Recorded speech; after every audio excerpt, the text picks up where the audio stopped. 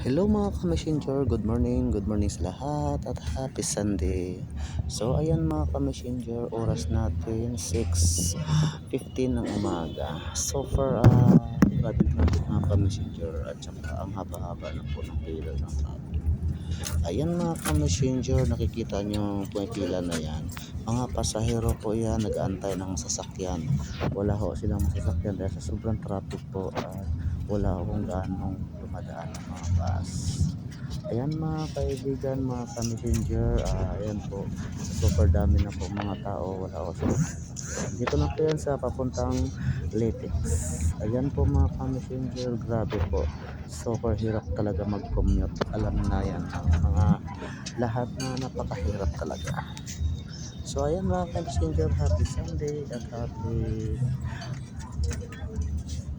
at happy traffic din sa lahat.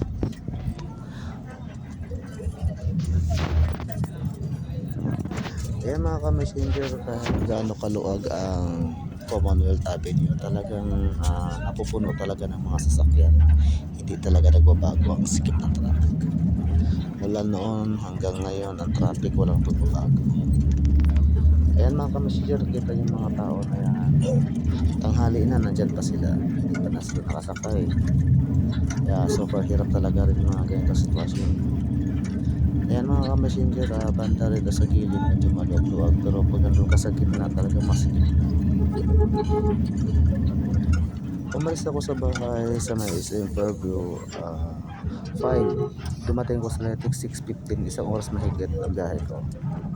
Super hirap po ng biyahe. Ayan ang mga ka-messenger, grabe sikip na po yung lugar na ito.